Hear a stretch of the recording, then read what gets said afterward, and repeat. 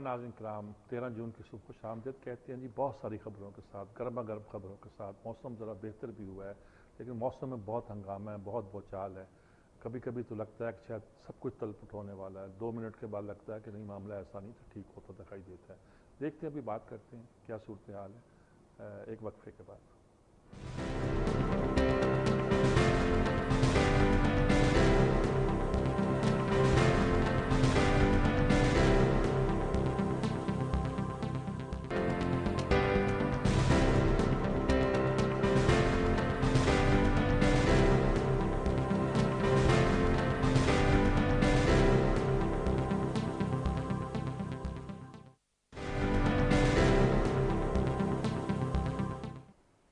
جی ناظرین کرام، سب سے بڑی خبر تو وہی ہے جی، ملک ریاض والی، جو وہ کل آئے تھے، پرسوں دبئی سے چلتے ہوئے آئے تھے، تو ان کے جہاز کے چلنے کی سب اطلاعیں جو تھیں پاکستان پہنچ رہی تھی کہ اب پہنچے، اب پہنچ گئے، کراچی کی حدود میں داخل ہو گئے، اتر گئے، پٹرول بھر رہے ہیں، پٹرول بھر کے اسلام آباد آئیں گے، اسلام آباد آئیں۔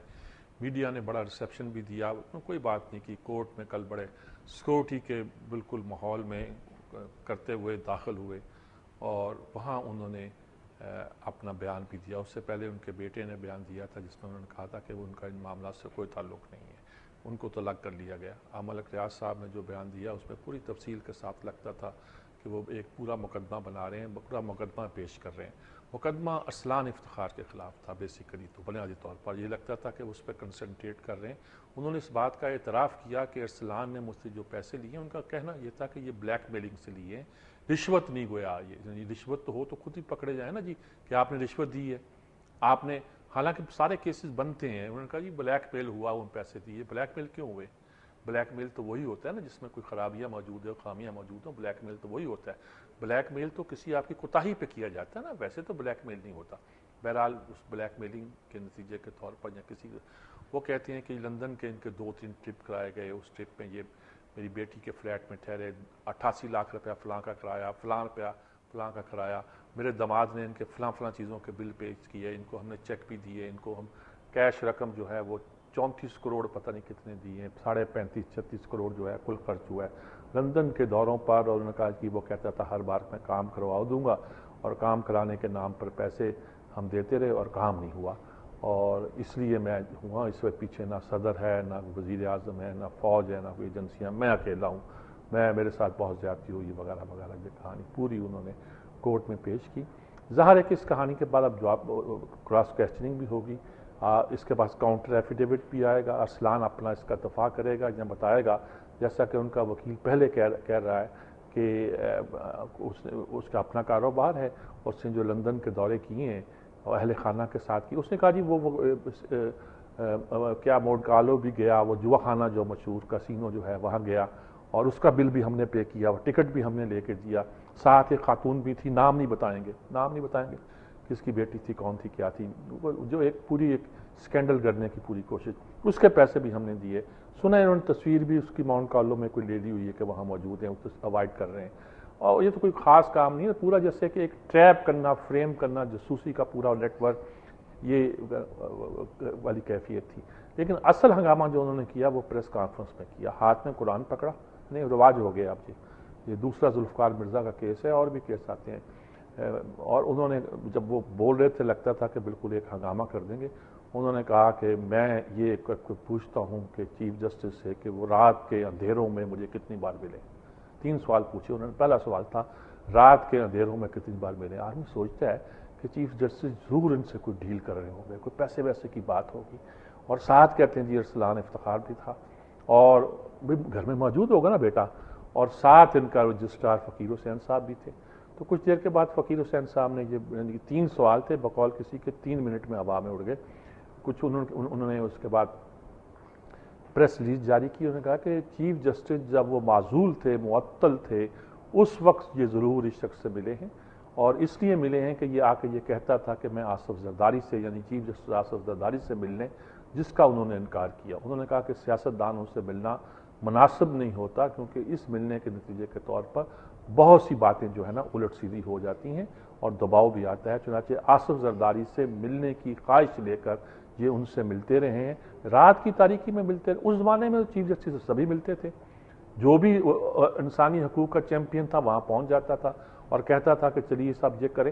وہ ایک انہوں نے بڑے ایک آبرومندانہ طریقے سے وہ موومنٹ چلائی تھی, سیاسی اس کو رنگ دیے بغیر انہوں نے کوشش کی تھی کہ اپنے آپ کو الگ بھی رکھیں سیاست سے بھی. اور اسی میں یہ یعنی تو کیا کرنے گیا تھا ملنے کے لیے بھی؟ پاور بروکر ہے تو کیا ہے؟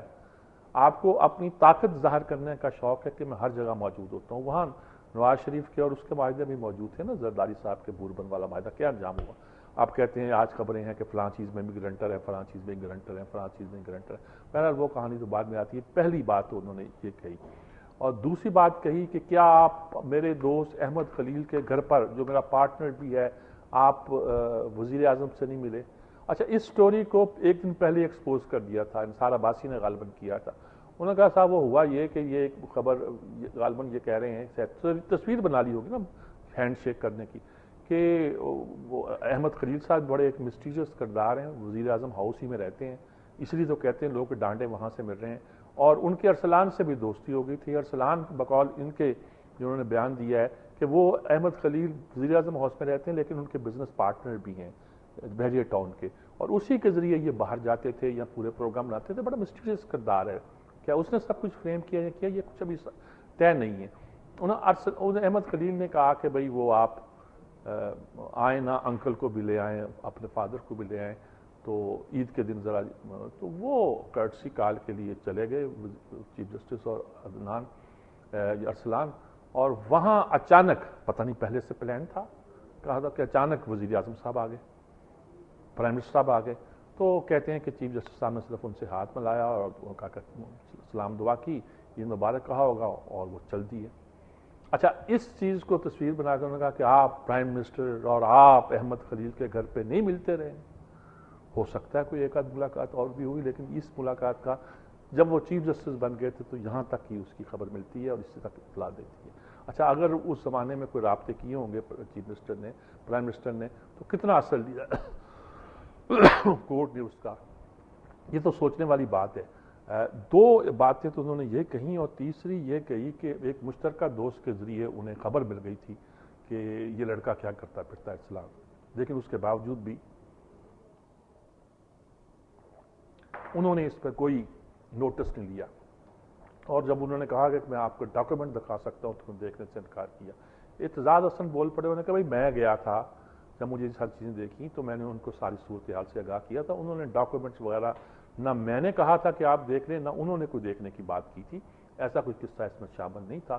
اور یہ بھی انہوں نے کہا کہ یہ ایسی چیزیں ہیں کہ جس پر آپ کو جواب, یعنی کہ یہ تیسری بات بھی جو تھی وہ اس کی وضاحت بھی گویا آ گئی, اعتزاز نے کر دی.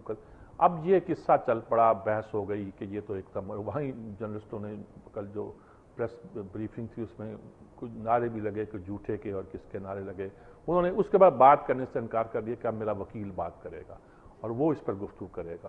یہ اس طرح وہ ڈرامہ جو شام تک لگتا تھا کہ بہت کنسنٹریٹ ہے, بہت چوہے نثار کا نام لیا کہ ایک تو چوہے نثار مجھے مار رہا ہے, دوسری طرف یہ مار رہے ہیں, ڈان حکومت کر رہا ہے. کہ میں اس کو نہیں کہتا چیف جسٹس کو, میں ان کے اس کو ارسلان کو کہہ رہا ہوں کہ وہ ڈان ہے جو عدلیہ چلا رہا ہے. یہ تو بہت بڑا چارج ہو گیا نا اس طرح کی بات کرنا, گویا ایک شخص جو ہے نا عدلیہ چلا رہا ہے اور ہم بلیک میل ہوئے, ہم نے رشوت نہیں دی.